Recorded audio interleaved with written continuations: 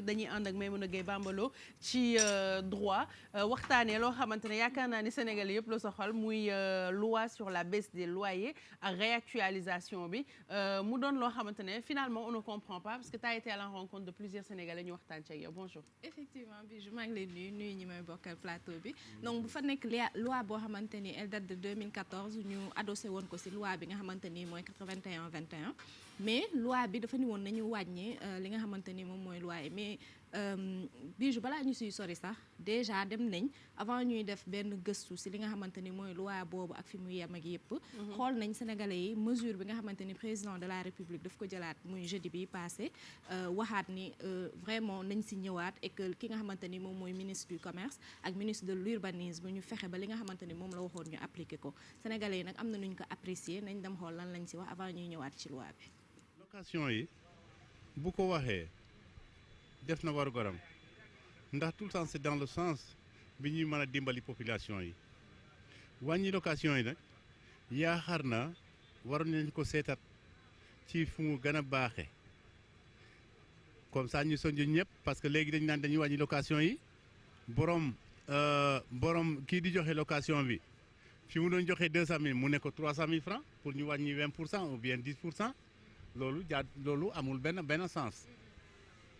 fi ñu waroon xool bâtiment bi valeur am ak comment dire li ñu war a joxe location valeur am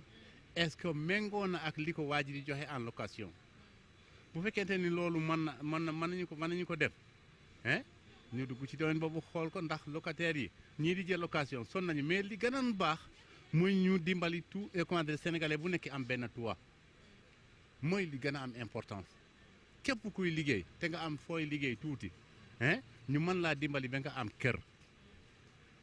terrain yi nga xamante ni ñu ngi ci région de Dakar wala région de Thiès te nit ñi man ci am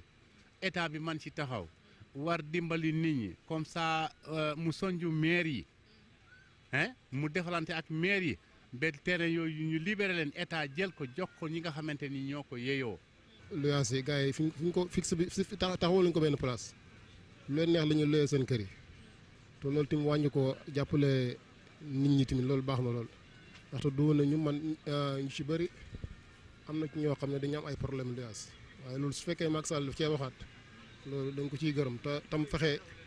ñi nga xam ne ñooy saytu loolu mu taxawu leen ni ñu ko war a saytoo ñu saytoo ko moo gën ñuy wax rek bàyyi mbir soo ko waxee ba pare da nga koy topp ba xam ndax nit ñaa ngi koy def wala nit ñi defuñ ko loolu moom su ko defee moom mi ngi ciy dimbale nit ñi na fexe daal ni mu ko jëlee woon mu toppaate ko noonu dimbale néew ji doole yi ñi nga xam ne dañuy ñëw wala ñi nga xam ne dañoo nekk ci ay luyaas yoo xam ne dafa cher. li ma bëgg a xam daal mooy luyaas mi ngi bëgg a rey wax na ko mujjut fenn waxaat na ko du mujjaat fenn Sénégal moom amul continuité dañ ko wax ba pare jël bagage yi teg na léegi loolu dañ koy defale nii rek ñun ñu ngi bëgg a dee ñun borom kër yi Sénégal moom fii moom président bi wax ak mu bañ a wax la yem gars yi duñ ko appliqué fi mu nekk nii wax nañ ko mais du mujj fenn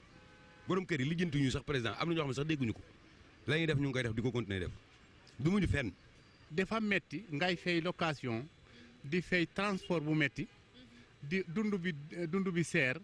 loolu yëpp tegoo ci kaw 100 000 francs par mois wala 125 000 francs par mois demul fenn waa ji du dem fenn jamais te même doomam amee problème du ko mën a faj donc li gën a am solo au lieu wàññi location wala joxe les bourses familiales la mais nañu dimbali nit ñi ñu am sénégalais bu nekkee am benn toit au moins ça c'est la moindre des choses quand même nga dëkk ci réew ba màgget mënoo am benn kër te liggéey nga ba sa liggéey ba nga wàcce liggéey loolu rafetul. yëpp ci loxo gouvernement bi la nekk gouvernement bi ñoom su fekkee taxaw na ni fi ñu war a taxaw rek ñoom it ñi taxaw fi ñu war a wala su fekkee loolu ñoom d'accord ñoom na leen oo rek ñu waxtaan ak ñoom suñu leen ooyee ñu waxtaan ak ñoom kenn ku ci nekk seet ndaxte ñoom it ñoo am seen kër dégg nga waaye nag gouvernement bi tamit am na ci saytu su fekkee daal wax na dara na fexe daal li muy wax ak ñoom it ne respecté li ñuy respecté ñoom it li ñuy wax ak gouvernement bi ñu respecté ko loolu daal laa gisee. ah tey moom pas de sanction. waaw tegal sa téléphone s'il te plaît téléphone bi si plateau bi merci beaucoup c'est interdit. le téléphone est interdit sur le plateau. merci beaucoup merci Pape Samba li ngay tere ci ginnaaw moom boo ñëwee rek moom lañ lay tere fii ci plateau bi jaajëf waay donc on t'a lay loolu moo nekkoon avis wu sénégalais ci loi bi nga xamante ne teg nañ loi pour wàññi ko mais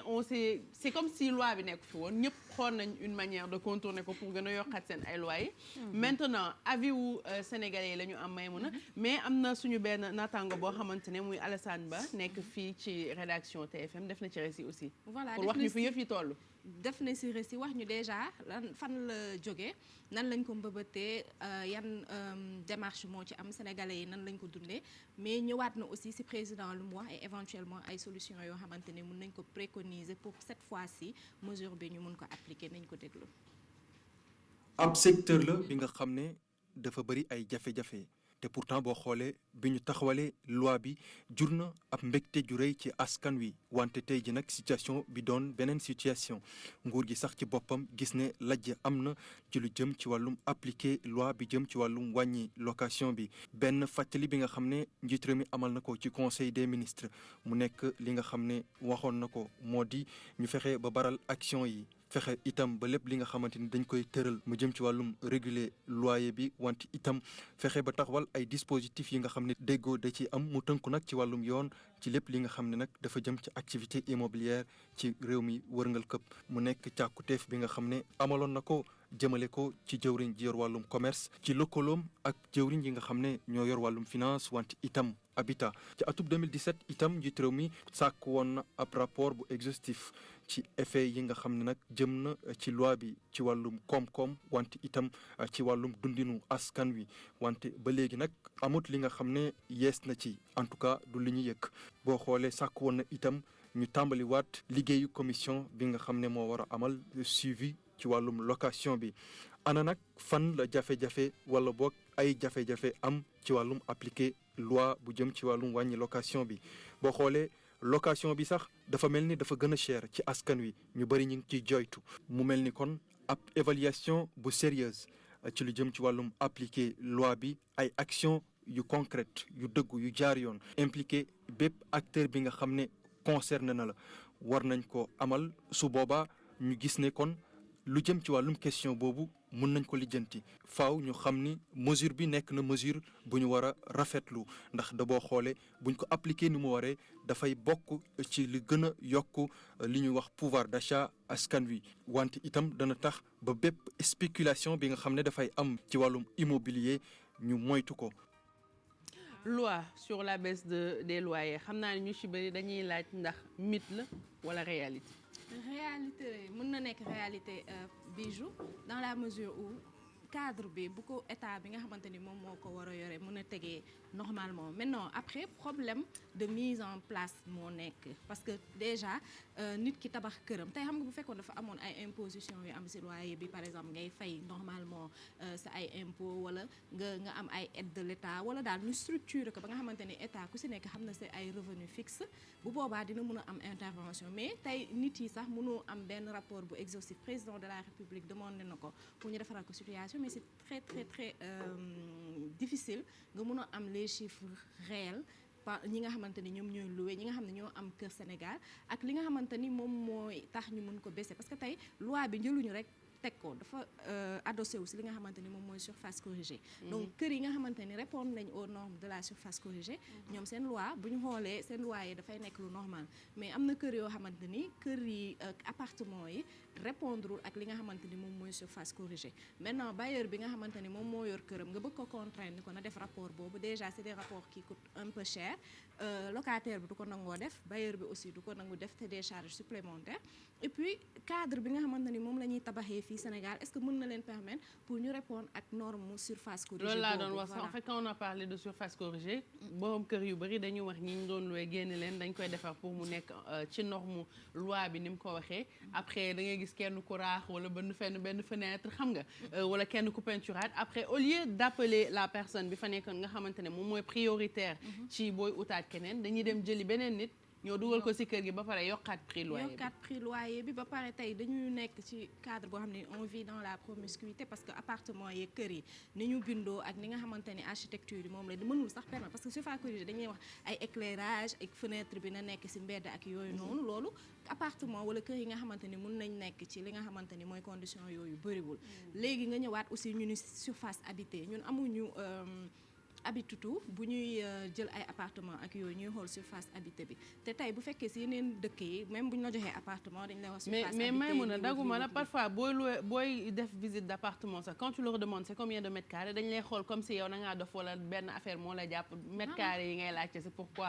ils te disent à peu près tant rek mais on va pas te dire tant de mètres carrés la et je pense que pour régulariser li nga xamante ne mooy loyer bi il faut qu'on commence par ça nombre de mètres carrés bi jéem a xool quartier bu ci nekk ñaata la war a jar ne par exemple Pikine loyer bi mètre carré bi temps la boo demee parcelle loyer bi mètre carré bi temps la nga dem Almadies temps la comme ça ñëpp mun ci tënk parce que bu dul loolu contrôle bi dina métti trop parce que boo ko bëggee def par exemple zone d'habitation lan mooy indi complexité bi mooy ni que bâtiment bi doo ko évaluer rek ci lieu bi mu nekk di nga gis tey benn immeuble bu nekk Pikine ñu def en termes d'investissement d'aménagement ay carreaux wala ay sanitaires yoo xamante ni ça coûte cher tey loolu dafay dugg ci li nga xamante ni moom mooy def valeur bu appartement bi mais finalement est-ce qu'il y a une solution il y a une solution. Il y a toujours une solution. C'est d'abord que propriétaires ñi nga xamante ne ñoom moom kër yi ñoom seen bopp ñu raisonnable am na loo xamante ne xel mën na ko yenu aujourd'hui quel que soit le bâtiment boo xoolee tey kër boo xamante ne c'est 2 chambres tey aujourd'hui on te dit ay 250 000 300 000. loolu sax yow mën na 250 yow. waaw voilà donc xam nga ne loolu dafa bari torop. maintenant matériaux yu ñu utiliser ci biir kër gi pour que mu comme ni nga ko waxee sànq pour mu pare et tout ça là je pense que ne tey. ku dem ba mën tabax kër goo xamante ne ça vaut par exemple 100 millions war nga mën a jëli fay kenn koo xamante ne dina la mën a ñëw defal études yooyu ñu teg la ci norme yi ne bon matériaux yi nga utiliser lii ak lii ak lii surface habitable lii la finalement lii ngay louer sa kër comme ça bu boobaa yow di nga kit ak nga xamante ne moom mooy sa mooy locataire mais tey aujourd'hui man kenn su ñun mënul génn sa appartement comme ça wala nga ñëw poñe sa borom kër tu négocies avec lui te am na fu muy toll am na lu muy wax ak yow da ngay te man je pense que aussi problème majeur bi aussi mooy ni nga xamante ni ñoom ñooy jël loyer parce que tey boo jëlee loyer nu ñu à un moment donné dafa am laxisme bu bëri bu ci am da nga doon gis Sénégal soo ñëwee sax bëgg def investissement nga ni ban secteur d'activité moo rentable Sénégal ñëpp dañu wax immobilier parce que amul benn mesure boo xamante ni contraignante na boo xamante ni dañ naan la barrière bi extrémité bi waroo ko dépasser yow da ngay jël sa kër même boo si defee 15 millions nga taxaw ni kër gi appartement bi 400 000 laa koy loué nit amul dara soit day bëgg soit mu ñëw jël wala mu bàyyi léegi nag après dañ naan nit yi ñoo koy nangu di jël mais boo demee ba amoo solution et puis yow tey boo doon loué sa appartement 90 000 nga gis sa voisin yëpp ñëw di louer 150 000 tu vas te débrouiller ba génne sa locataire pour ajuster waat sa loyer même bu fekkee condition après finalement comme on dit la demande est plus forte que l'offre les gens sont condamnés à prendre ces loyers là ay habitats sociaux comme ça bu ko defee ñii dem louer foofu ñi am kër yi bu vidé ils sont obligés de wàññi n'est-ce pas mais tey boo xool tey ci yenn dëkk yu mag yi noonu la ñuy def y a des promoteurs yoo xamante ne par exemple tu as de l'argent au lieu que nga tabax benn immeuble mais nga jël benn par exemple 2 hectares defar ko ay appartement ay logement yoo xamante ne tey booy xool sax li ngay am foofu ci xaalis moo doon ëpp fu boo tabaxoon benn R+2 boo xam ne 3 à 4 chambres la parce que non seulement foofu loyer bi du métti ba pare c'est régulier parce que li jafe moom mooy fay régularité nit ki mën na ñëw dugg ci 300 000 mais est-ce que dana ko mën a fay chaque weer mais su fekkee ne par exemple da nga ñëw jënd sa benn 2 hectares wala gouvernement bi def ko wala muy promoteur nga tabax ci par exemple allez je dis du n'importe quoi 10 appartements wala 20 nga def ko benn bu ci nekk 100 000 francs mais gars yi danañu ñëw xam nga ba pare ñu utiliser ay matériaux yoo xamante ne xëy na du cher boobu mais nit ki dana xamante ne ça au moins dina mën a am toit boo xamante ne dina fa dëkk aussi voilà dina fa mën a dëkk avant ngay conclure xanaa ñu déglu waaw non mais c'est vrai que c'est compliqué c'est compliqué c'est très compliqué parce que suñu dëkk yi amuñu organisation boo xam ne mën nay saytu kër gu nekk lu mu war a am ak lu mu warul a am ak ki koy loué lu mu war a am ak lu mu war a am je pense que ça c'est une chose beneen bi mooy peut-être aussi nit yi nga xam ne ñoo tabax immeuble yi di ko loué ñu si gën a bëri dañuy dem par exemple def benn prêt bancaire je pense que là où l'État peut-être aider moom mooy que soo demee di def prêt bancaire ñun état bi intervenir ci taux d'intérêt yi ba nga xam ne Sénégal moom taux d'intérêt bi c'est extraordinaire. non mais sur l'immobilier maanaam bu dee waaw. immeuble ngay tabax man dama ko bëgg a tabax pour di ko louer état bi accompagné la ba mu am benn taux bu raisonnable boo xam ne après dafay impacter un peu si prix yi nga koy louer nga xam ne bu boobaa état bi dina la imposer xam nga benn prix boo xam ne mënuloo ko dépasser je pense que mënoo xëy rek nga régler problème bi ci existant bi ce qu'il faut faire mooy peut-être anticiper pour yeneen yi ñëw comme ñun moom tabax rek la ñu mën ñun moom du ñu am dañ koy tabaxee waaw donc je pense que il faut mais c'est très compliqué parce que suivi bi moom mooy difficile il faut gars yi dawal yërmande mais ñi am kër yeeg appartement yi di ko loué il faut quand même ñu xaw a raisonnable il faut cette pression là bu leen état bi di teg il faut mu continuer di leen ko teg parce que même bu dee 20% xam nga gars mënoo am 100% même bu dee 20% de pression mooy tax 20% bi wàññeeku jar na ko quoi parce qu'il faut mettre la pression sur ñi nga xam ne ñoo am immeuble yi ak yooyu ñi am en tout cas appartement yi loué qu'on leur mette la pression pour que prix yi mën a wàññeeku. Voilà, je pense que li mu wax c'est pertinent déjà qu'on règle le problème à la source parce que ñoom soo waxee dañ naan que seen taux seen niveau d'investissement moo élevé et puis aussi que ñu par rapport ak niveau de vie nit yi ñu ni que nit quel que soit investissement boo xamante ni def nga ko ci immeuble mënoo ko louer plus de temps pour tant de pièces au moins dina tax nit yi xaw a rationnel aussi si seen investissement yeeg yooyu am na solution bu ex di préconiser mooy ñu dem vers les logements sociaux état bi teg na ko c'est des logements je pense à 10 millions yoo xamante ni pour nga mun si accéder pour am kër il faudrait pas que déjà nga am kër pour mun ci bokk donc ñi nga xam ne mosuñu am kër ñoo koy am mais problème bi am mooy dafa sori parce que dañuy jël kër yi yóbbu ko foo xamante ni bon Diamniadio c'est un beau projet et tout mais ñi fa dëkk dem fa yëpp on s'est rendu compte que li ko war a accompagner pour mu nekk une ville nekk gu fa comme les hôpitaux les écoles et tout après tam cadre boo xam ne mu ngi liggéey am 300 000 par mois nga yokkal ko ay charges carburant éloigné ko ak fi muy yóbbu doomam école ak yooyu moom il va préférer rester là fay 200 000 être à proximité des hôpitaux à proximité de l'école de son enfant et tout donc nit yi bañu ñu dem mais après comme Bouba ni mu ko wax c'est des projets yoo xamante ni peut-être d'ici 20 c'est que ñun j'ai l'impression on a l'habitude de mettre charrue avant les bœufs dañuy jékki-jékki rek ne nañ dem def lii te lan mooy waral dem foofu possible et que adéquat ci nit yi duñu ko xalaat dañuy tëb rek ne nañ ko def il faut que franchement qu'on réfléchisse à mais initier c'est bien je pense que le fait que mu nekk débat sur table bi c'est important dina am tuuti résultat maintenant moom laay wax ni pour ëllëg il faut je pense que ñu dem ci suuf pour mën a seet comme ni ko Pape di waxee ñu transférer sujet bi ñoom Evatra ñu gën ko yaatal gën ci waxtaan merci beaucoup en tout cas Maïmouna ci li nga indi tey en droit muy loi